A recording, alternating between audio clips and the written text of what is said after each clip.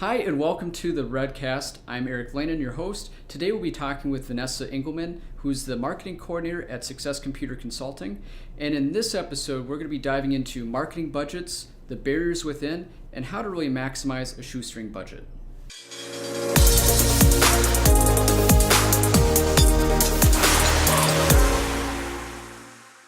So let's kind of talk a little bit about being scrappy. Yes. So as a small business, I think Redpath can relate. Us of 30 people, we found ways to navigate and stretch the marketing budget as creatively as possible. Right. So you talked about like going to different conferences, and you talked about going small. So not trying to go into a conference, starting off with that gold level partnership or that sponsorship. It's maybe you could do kind of an ad hoc kind of a happy hour after that. And that was one thing that we found was helpful is, we were asked numerous times to be at a conference and sponsor it. And it's like, we did that once. We did not see any return. We're like, thanks, but no thanks. We will register and attend, but we're not going to be a sponsor.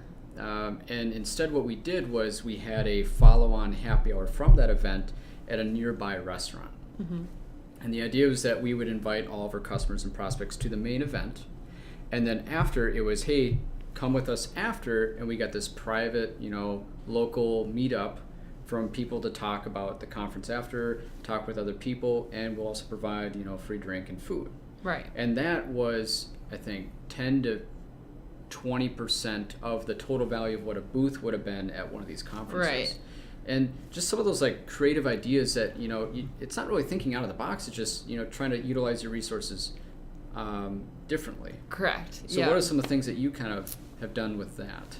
Right. So I agree with that 100%. Just being able to show up and engage with the resources that you have. And so, gosh, I'm trying to think of an example. But for one of these that we do, especially if it's a more intimate conference, especially like within like an association, is like, and if they have, a lot of conferences have a mobile event apps. And so within those apps, you can really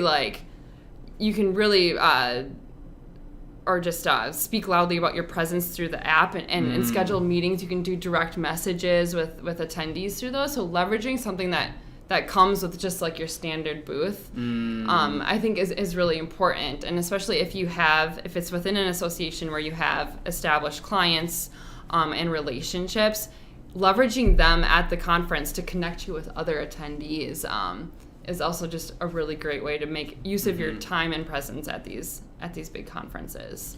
And some of the things that we've been finding and hearing from other marketers in the industry is there's not a trend, but an observation that has been made. It's you need to be more intimate and more direct with your conversation versus kind of like this spray and pray. Right. And I think that's the intent. It's like you're behind the eight ball. You're trying to drive, net new revenue into the pipeline to make the sales team happy and busy. So as a marketer, your backs are up against the wall. It's like you have little time to execute and try to drive leads. So it's, the spray and pray method is often the fallback. It is, definitely. And I did something. Yeah. So. And what I've heard from other marketers, what they've done, it's, they've always gone back to the data and understood their prospects.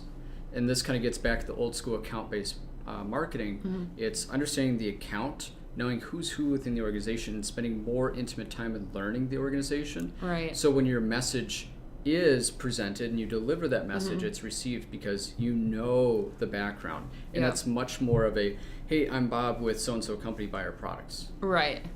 It's a much warmer introduction. Yeah, more tailored to their operational needs. So the same time that you could have spent, getting leads prepared for a mass blast within your email system, why don't you just take 50 of those and put them into a smaller, more intimate track where you're following up with them with information you found out about their company, and you have content to supplement that. So that's one of the things that we're experimenting with is we're being more selective on who we target as an organization.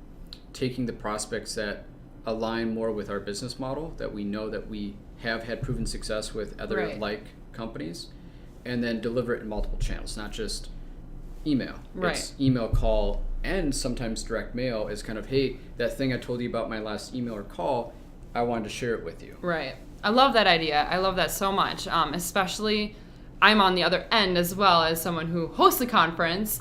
And so, and as someone who attends conferences as well, we all hate it when we go to a conference and then a vendor or a sponsor from that conference starts blasting us with these very generic emails about like, this is my product. Yeah, it's like, who are you? Like, and why do I care about you? Yeah. It's if you are able to kind of drive down, have a more specific goal and spend some more time getting to know your prospects and tailoring that message towards them, I think is exponentially, like, your time is will come back to you if you do it that way. Yeah. And I think that kind of gets down to the main root is, how do you make the most out of your marketing budget? It always goes back down to the data, the strategy, the why. Yep. And I think a lot of marketers kind of get the why. It's like in a subconscious, but it's when they speak to or prepare messages on behalf of a sales team or whatever it is, the why is often assumed, and it's like you're not in the shoes of the recipient of that message, and it's lost in translation. Right. So it's like you almost have to build the messages as you're like in the shoes of your prospect. Right. And it's such a weird experience to do that. So what are some of the things that you've done outside of, being creative that have helped you be a little bit more creative with your marketing budget?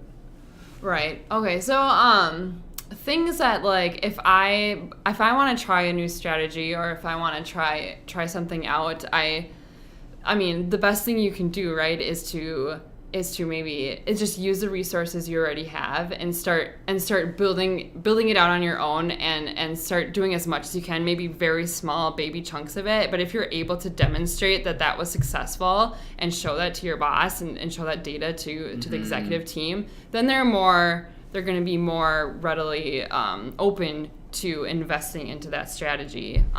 So it's like having a proof of concept. Correct. So you're not putting all of your resources all in the basket right away. It's let's test it out. Right. So, I mean, one example was, and this is very like amateur level, but I mean, was that I wanted access to the Adobe like design suite because something that we need to do is to design collateral, design emails, just like very basic marketing functional stuff, which I did not have access to. So what I did, and to prove that I needed this, was I just I did the monthly Adobe Photoshop subscription. I started using it all the time, being like, oh, you guys think this looks great? Well, this is why, because I started using this, and now that's long gone. I don't have to pay for my own Adobe suite anymore, but I kind of just was like, I know I need this, so I'm gonna like just pay for it by myself. If you want to keep this great stuff from happening, or to keep it going, we're gonna need to pay for it. Correct. Yeah. And that's, I think, the barrier for entry for a lot of people. It's not just the software needed to do some of the marketing. So